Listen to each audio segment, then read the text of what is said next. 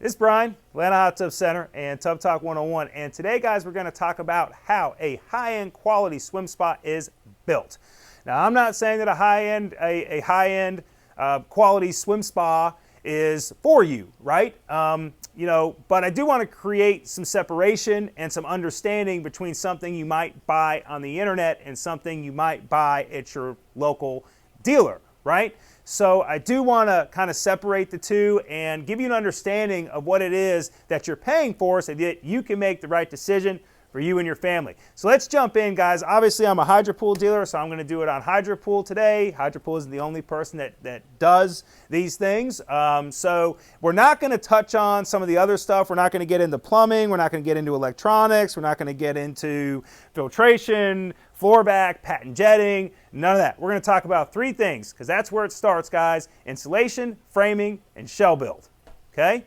So let's jump in. Okay, we're going to start first with shell build. Okay, I have a link that I'm going to post below because we just did a video on the difference between a non-self-supporting shell and a self-supporting shell.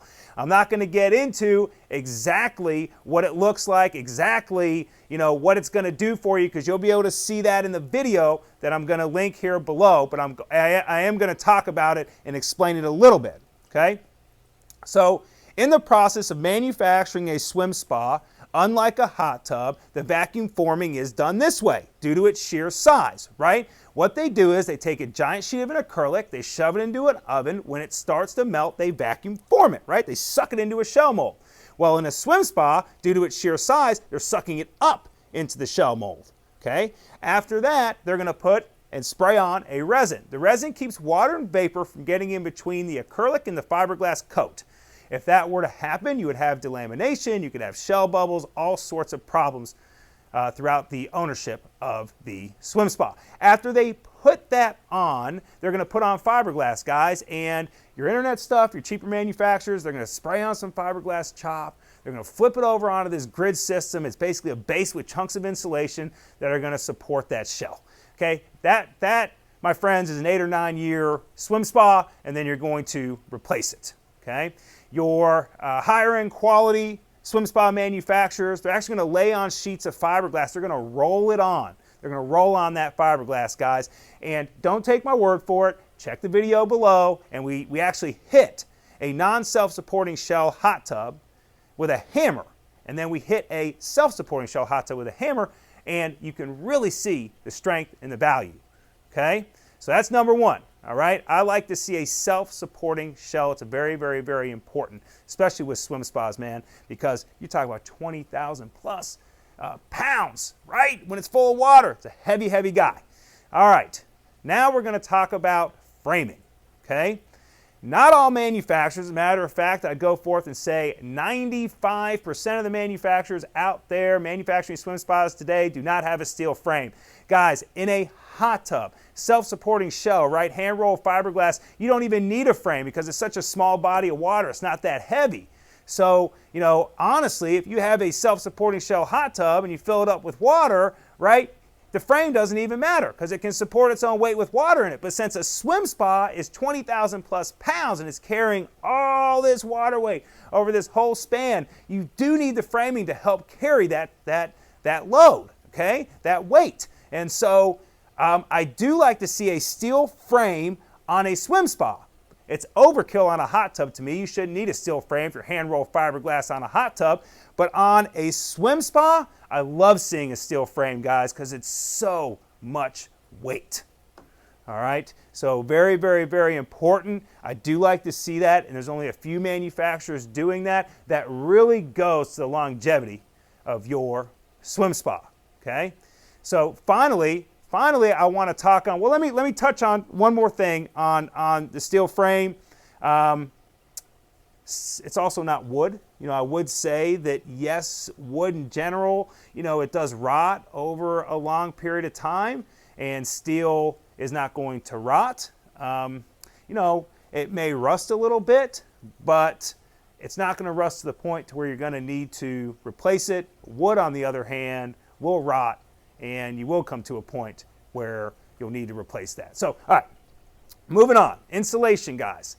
All right, so the way HydroPool does it, and I got to tell you guys, I love it. It's great. First things first, guys, Hydro Pool is owned by Jacuzzi Sundance, right? Let's start off by saying that.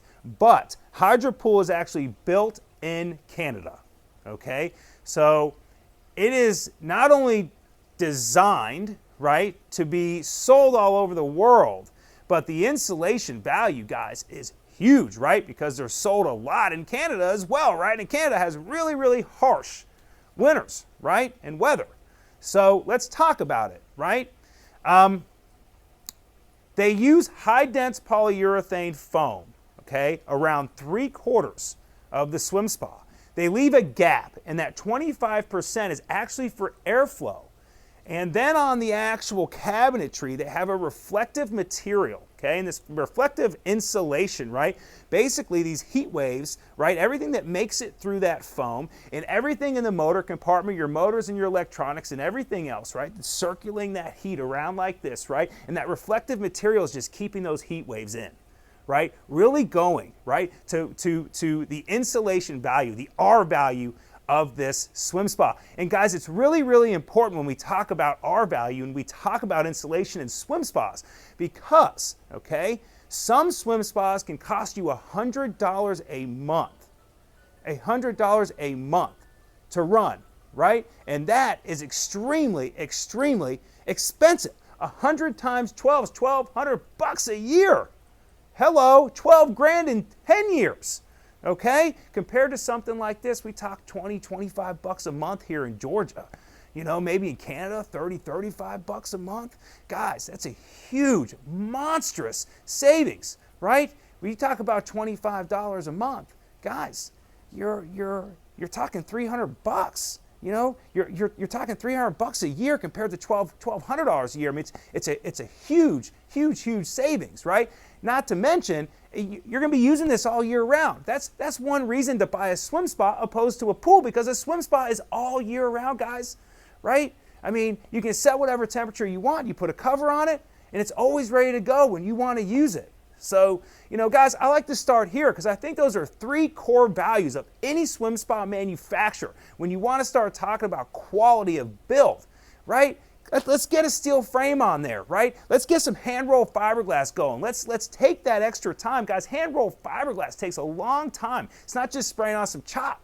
All these people have to stand around it and roll these sheets of fiberglass on, right? You're going to pay more for this type of product, but it's going to last you 25, 30 years. And remember, since they're doing all this, right, since they got those 3 core values going, they're not going to go cheap on anything else. So now you're going to get great filtration, great electronics, right? Great self-cleaning systems, just all sorts of good stuff, right? So that you really enjoy the experience with your swim spa. This is Brian at Atlanta Hot Tub Center, and how a high-end quality swim spa is built. Thanks.